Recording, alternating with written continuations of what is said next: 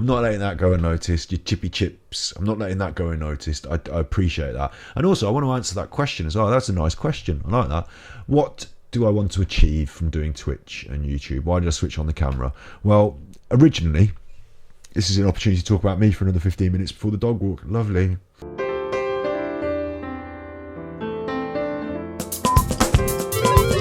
I've had a difficult time finding a job. I used to get fired all the time. You know, those jobs that you have when you're younger, like working as a waiter or, you know, doing a bit in a restaurant or whatever. I used to get fired all the time. I'm just not very good at working, told what to do. Not a good one of them. Went to a good school though, got some good GCSEs, quite smart, if I do say so myself. Went to a grammar school and got some good GCSEs and all that. But then life started to fall apart when I did my A-levels. Excuse me. Life started to fall apart when I did my A-levels. I had a really tough time. It wasn't anyone's fault. My parents divorced. Life was tough. Loved ones that were close to me died. Life was tough. And I ended up going to university and studying economics and sociology, studies in social psychology. But really, I should have been going to see a therapist and sort out my mental health. And instead, I went to this, you know, I had loads of fun, went to parties, life off the rails, like seriously off the rails. I didn't get my degree in the end. I just went completely off the rails. And in the end, I had to come home, tail between my legs, well, I chuffed that up, didn't I? Chuffed that up. I didn't get a degree. I spent time and money and ended up just growing a beard and feeling depressed. I kind of had a breakdown, to be honest.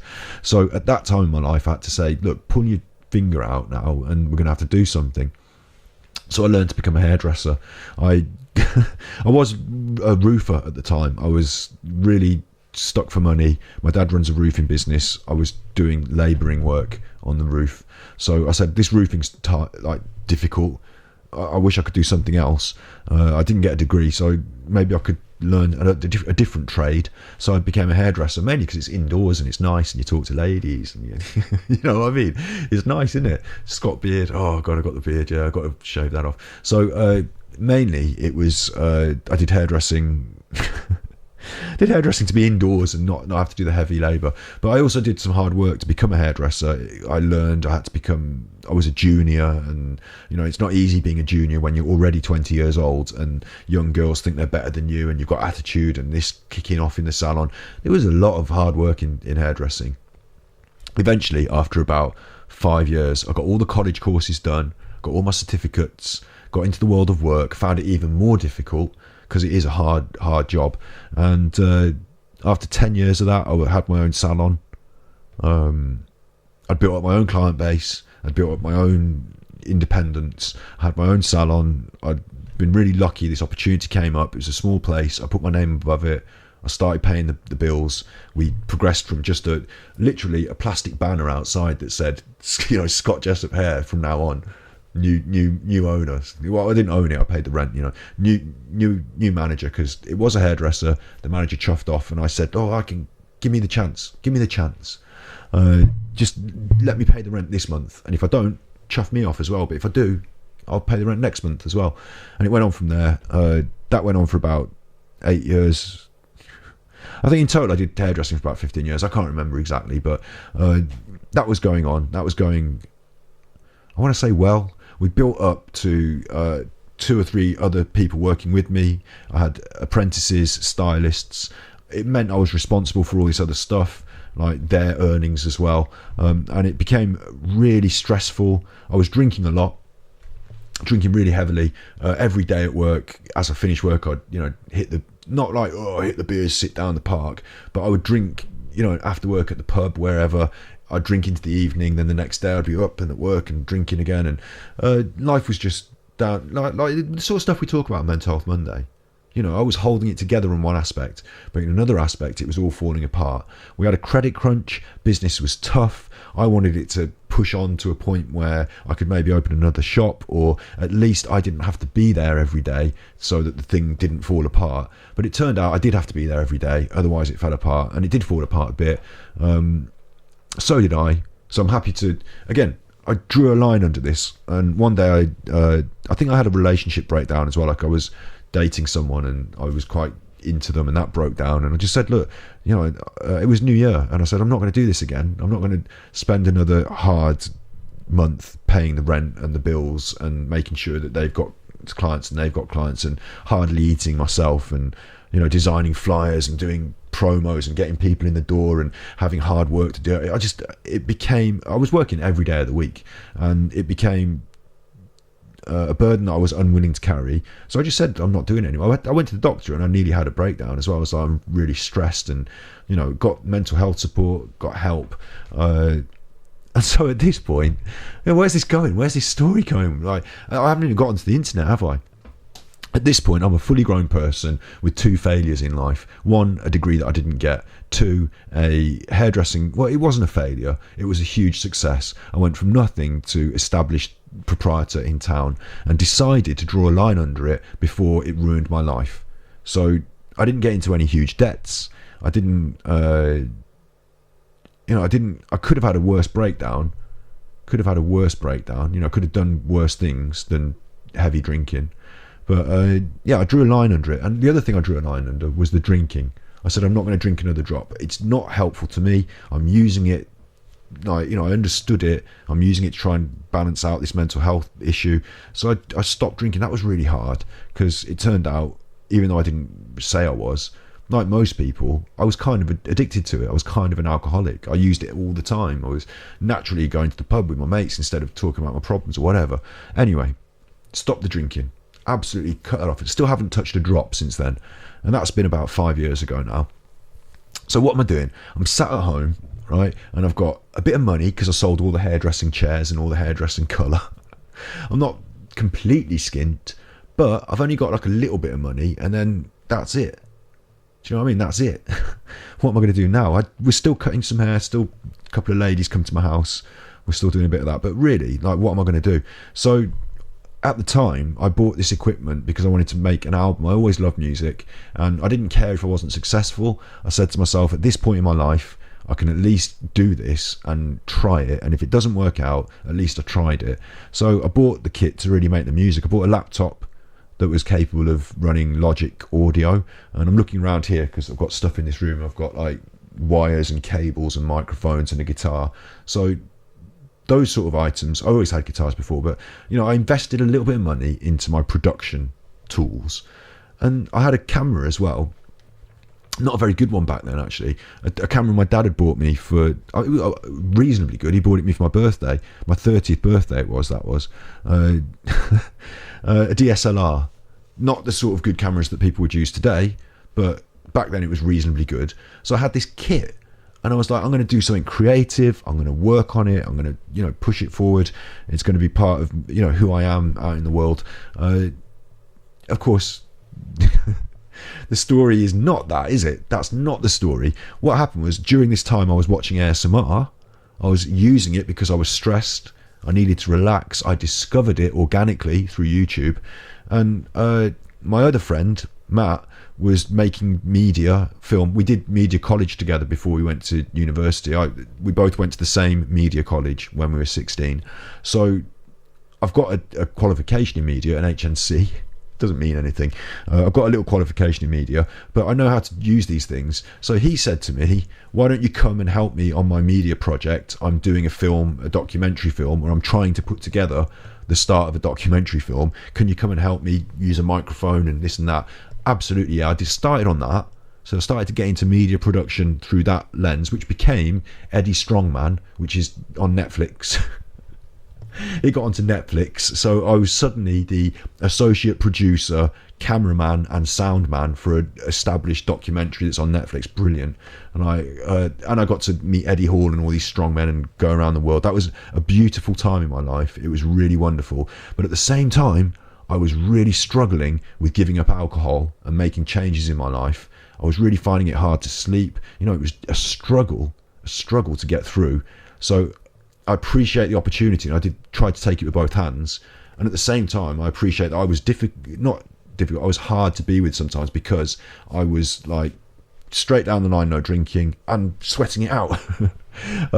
So I did that. And like I said, I was using the ASMR. That was helping me calm down. It was helping me relax. Laura Lemure X, Heather Feather, They were a pool of solace in my insomnia and anxiety. So I had all this kit. It was supposed to be making me an album. I had a camera that was supposed to be for photography, and I had this art form, ASMR, that I was falling in love with. And I thought, well, I know a bit about sound and audio. The bit I love the most, the true binaural, the real binaural sound, is being misrepresented a lot of the time. People are labelling their videos as binaural, but they're just stereo. So I could make a difference here. I could make at least not... what I thought to myself was, rather than being rude about other people's work and writing comments, your video is not binaural, it's stereo. Your video is not binaural, it's stereo. Don't you realise you have to have a real dummy head to have a proper binaural? Don't you realise that you can't just put 2 microphones? Instead of being a cock about it, I thought, why don't I just make some content that is all these things that I think are good about ASMR? Because I've got, not blowing my own trumpet, not saying how amazing I am, but I've got knowledge in psychology, in human interaction. I've spent 10 years working with people as a hairdresser. I know about mental health because I'm experiencing it. I'm going through the support mechanisms. I'm trying to make my life better.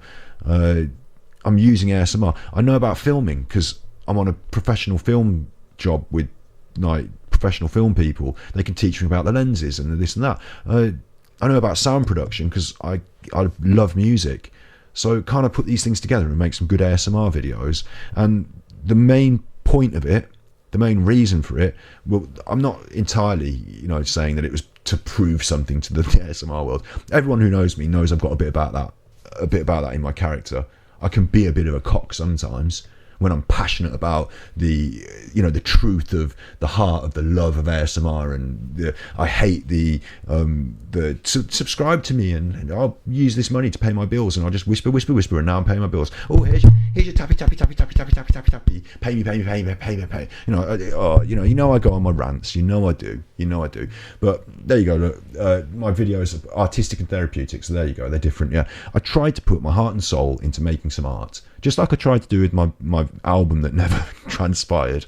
I tried to put my heart and soul into making some art because I believed in art. I believe in it still. I hoped that in the way ASMR was helping me, I hoped I could help some other people.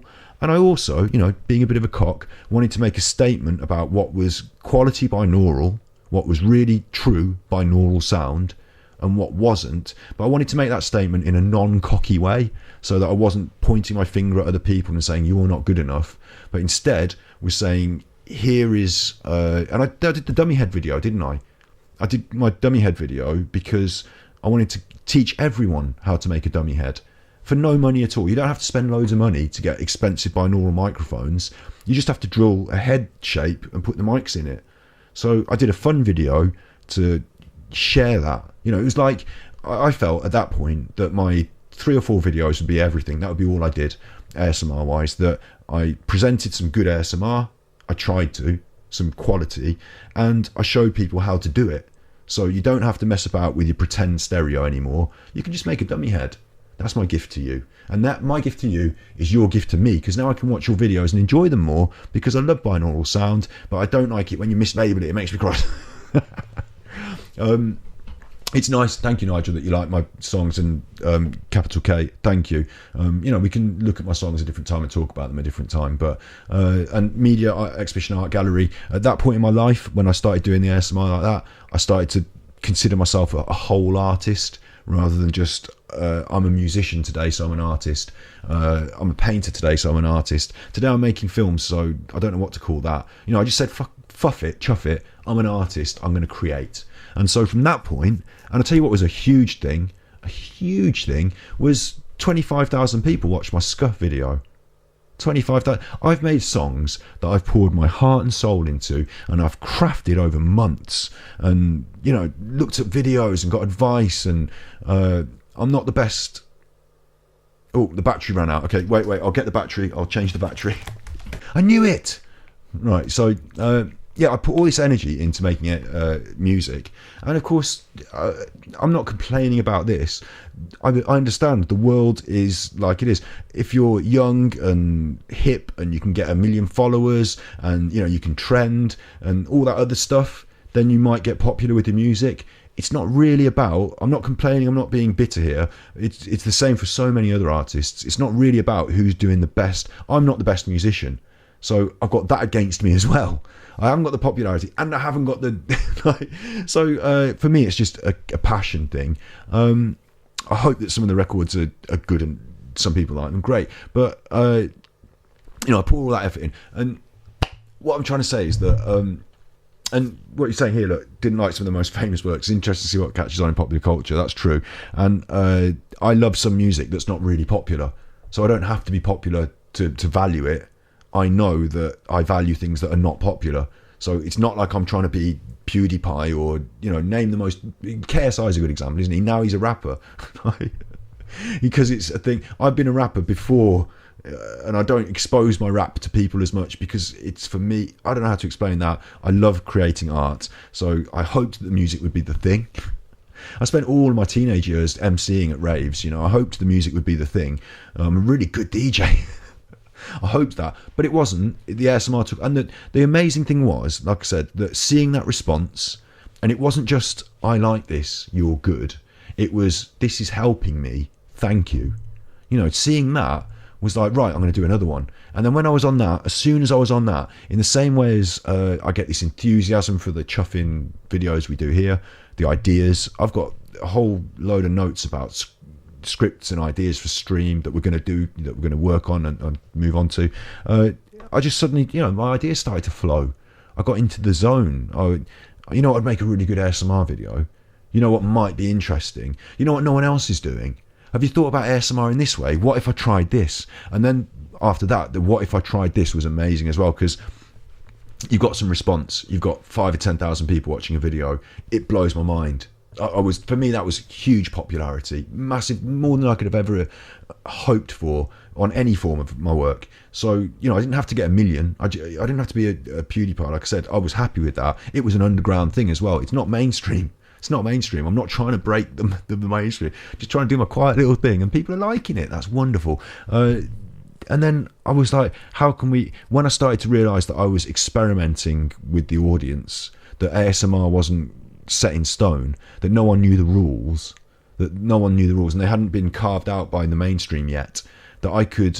one of my videos, I remember really clearly, I deliberately moved closer to the camera. I've talked about this in other times, but I deliberately moved closer to the camera at times in different ways to see which bits would be good ASMR. And, the principle of how close you are to someone, personal space, is part of the ASMR, isn't it? So I used it to play with, to experiment with, decided on what I felt was best, and then going forward, employed that technique to make the ASMR work more.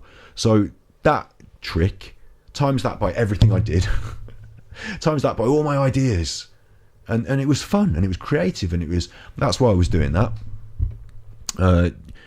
I slowed down. My creative urge got pushed into documentary more. I wanted to make this film, which I did do. Not Eddie Strongman now, but I made an indie film about indie game development. So it's not about me being in front of the camera. It's a piece of film about other people and the art that I love, indie game development. So I spent some time making that. I'd spent a year off making that. I went away from the ASMR creatively. I don't mind. It's fine. People seem to mind that I'm not still there whispering. But that was the reason that I got into media production again. I made that film about indie development. It went wrong again. Things went to things chuffed up again. I've still got the film. We've talked about it on stream before. I've still got the film. It's on a hard drive. It's not even that old. It's only a couple of years old. We can still push forward with that. But for me, I did 2 weeks hard work filming it. I did 6 months hard work editing it. I couldn't quite seem to get a sponsor and a producer to push it onto Netflix and these things. That the partner that was supposed to do that for me in the film, they went away and took a different job. I'm not dissing them, but they did. They abandoned not because my project's bad, but because they just had something different to do and didn't understand the way I wanted to push the vision exactly. They didn't want to keep true to the artistic integrity I wanted to maintain. So that project ended up, not quite happening, and it really depressed me. It really, broke me down. And then we had COVID, so I was trying to push out and push on from that, and we had to stay in for a year. And then I looked after my nan. My nan moved in with us, so I cared for her for a year. So I wasn't, again, not media producing again. Last year, COVID, no media, because I was a carer. I wasn't a filming person. I wasn't trying to capture Nan's moments on camera and make a funny edit. I was mopping up and, feeding and caring. So that last year has been really hard on me as well. And the fact that Nan died, the fact that she fucking chuffing caught the COVID in the hospital, that was brutal. I'm not here to twist your heartstrings to try and create sympathy, but I've been directly asked, so now I'm going to directly tell. After that, I was like, I want to attack the world now, not in a mean way. I want to talk to you again. I want to be there. During the COVID, I had my ASMR set to a rotating. Sometimes the videos are not there, sometimes they are, so you don't know what's always there. You come back to see how the old content is rotating, sort of thing, and patrons get a full list so they can see it all. That was the system I had, but I thought, you know what, we're going to change that. Like an art gallery, it was always changing in that way, but nothing there forever, because it devalues it. I want people to pay into Patreon, don't I? So I want to give them something. So I don't know, we had this system anyway. I was messing with that during COVID. I thought, there's so much wrong in the world. I can't hide my ASMR videos from people who want to access them behind $1 for a month. I hope they give me the $1 a month, but I can't hide it from them. I want them to have it because there's so much bad in the world. I want my little light of good. I want to try and do as much as possible, and that's why we're back on now. Held for sex-based reasons. Experiment with intimacy, not sexual. Yeah. I'm going to accept that. It's fine. So these ideas with the ASMR. Now we've got these ideas for what we're doing now. You can clearly see what they are. I can clearly identify them. Do something that's valuable to society. I watch media all the time. I watch podcasts. I watch YouTube. Do something that's valuable. I take a lot of value from people I respect and I care about. And there's some people giving really good messages. It's why I don't mess about with, swearing, alcohol, smoking. I do it in my personal life, not alcohol, of course, the swearing and the smoking, but I don't want to promote it. I care about the message. I care about what some 10-year-old kid might think if they tune into this, as much as I care about what you, an intelligent adult, thinks, and why I give you the benefit. Appreciate the honesty and the openness. Thank you for the question. And that's what we're doing, isn't it? We're real people. I'm not here to try and game the algorithm. I'm not here to try and bury myself alive for 48 hours so that I can become the most popular thing on YouTube. I'm not here to PewDiePie it up.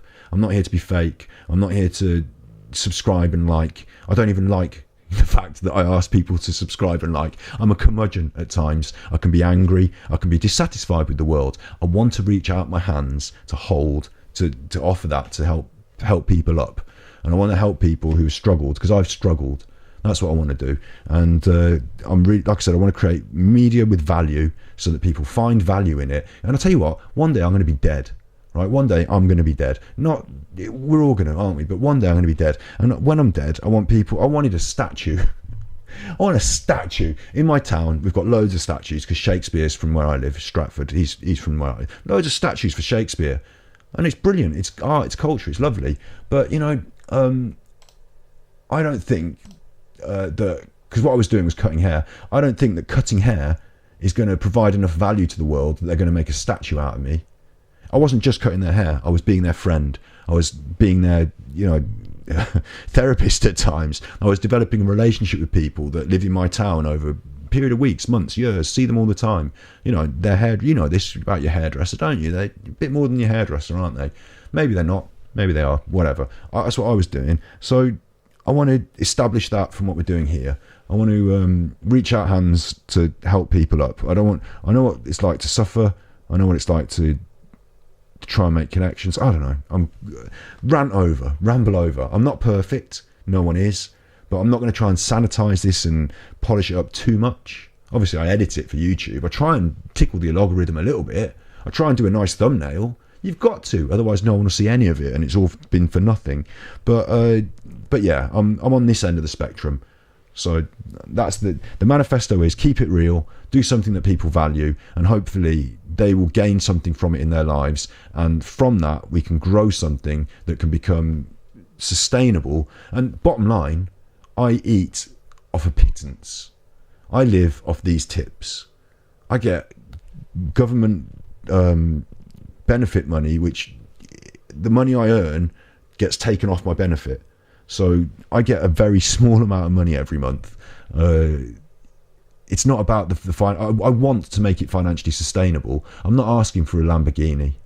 You know, I don't want a solid gold house. If I had that money, I'd share it. You know, what I want is to build this so it's sustainable, so that I can do it, so that we can reach out. That's what I was saying about statues, so that we can reach out and hold hands. In my town, they've got statues of Shakespeare. They were never going to make one for me for doing hairdressing. Well, maybe. I mean, they're not going to make one for me at all, of course. But maybe, you know, something will stay in the world. Maybe there'll be something that lives on after me, and maybe that thing that creates these ripples in the world. They call us snowflakes. They call us snowflakes for being kind and compassionate. But you gather all the snow together, and it's a huge avalanche, and it crushes you. You know, maybe the little ripples we ripple out into the world might make somebody else feel better, might make them do something, might inspire them. And then after I'm dead and gone, whatever, I don't have a statue, but this is the statue. This is the thing that people might look at and reflect on. So, God damn it, it's so important that I take it seriously enough. We have fun, don't we? We have fun. But God damn it, it's so important that I take it seriously enough not to be callous with my message. You know, when PewDiePie's gone, they're going to remember that he did that silly joke about the Jews, aren't they? Or something. I don't know what, you know, he intends to leave as a legacy. But for me, and it sounds pompous and a bit up myself, but this is my legacy, isn't it? This is all I've got to give. This is the best I can do, and I'm going to try and do my best. That's what I'm going to try and do. And what's going to happen is, for the rest of this year, at the end of this year, we're going to reflect on it. We're going to have produced something. We're going to have created something, a stream, a regular thing. We talk mental health. We're going to create podcast-style interviews in this room. You know, we're going to get somewhere, and it's going to mean something to people. And then, you know, I'll be able to eat. I don't know. That's what we're at. That's what we're at. That's where we're at, yeah. Yeah. Come to the Lamborghini order. Yeah, no, I can still have the Lamborghini. I can not want it and still have it. Of course I'm going to fly. Of course I'm going to fly. What do you call it? I've never been on the. I've only ever been in economy. I've never been on the 1-up.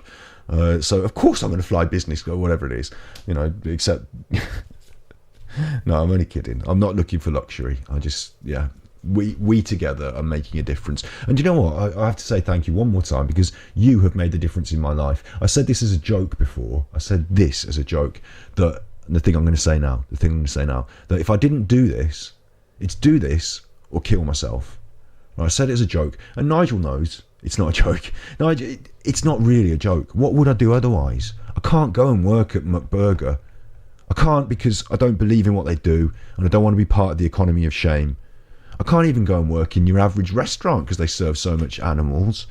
I find it difficult to make personal connections and network. I can't sell my film. I can't sell myself. So what am I going to chuffing well do? You know, it's sink or swim in this world, isn't it? You've got to try. You've got to try and strap things together to make a raft. This that we're doing here is, you know, in that film when Tom Hanks in that film Castaway. You know, in that film, there's a point in it where he writes, he escapes out to sea on a raft. He escapes to sea, and he writes on the rock, was here 14,000 days or whatever it was, escaped to sea. He writes it on the rock, and the rock is the same thing as he used to memorialise the dead people that died in the plane. It's like a tombstone, this rock. It's like a memorial, and it stands for something, because he delivers parcels in the film. You know, it's like a ticket to say received, was here, you know, official. He writes that on this rock, and then he sails out to sea, and he takes the risk. Might die out there. I'd rather die out on the raft, giving it a go, than stay on the island and eventually, you know, want to top myself. So, and that's the real life, you know. That's the real life. If I don't do things like this, I will feel that depression, and I won't have any way of expressing it. I won't have you to help me through it. This helping me. All about me, but I won't have you, you know. So I'm so lucky and blessed to what I discovered from doing it, from giving it a go, from having a try. That's what I discovered, is that it's wonderful. And I guess today we'll leave it on that. Thank you for your kind words. Thank you for your kind words. Thank you for being glad that I'm here. we'll go and work at Capital K's vegan restaurant. Rock bottom became the solid foundation which I rebuilt my life. I like that. Not always a fan of J.K. Rowling and the things she says about trans people. I've got to say that, but yeah, you know, I totally agree. Yeah, I have to anyway. I have to. I'm not gonna. I'm gonna wave, and I'm not gonna drown. And we are doing it. We're floating in this raft together. One day we'll be on a lovely desert island. Lovely, not a horrible one with horrible coconuts in Wilson. On a lovely one. If you ever decide you want to kill yourself, make sure you've contacted your Ganji crew first. Yeah, I'm not going to. We can discuss my personal mental health another time on stream, but I can categorically say I've been to that rock bottom. I've looked down that barrel. We don't have guns in our country in that way, but I've stared that in the face.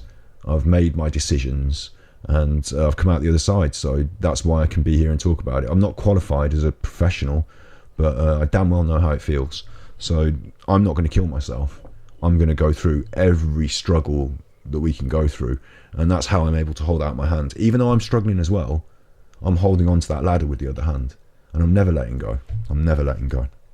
So you be good, my little puckos. You be good. You transfer me to the butchery restaurant. See, that's the problem, isn't it, with this chuffing system? Right, you be good. You are good. And this doggy now, his bum is popping. He's an extra half hour before he goes for his poos. I'm going to be trying to pick up milkshake. You be good, my little puckos. You be good.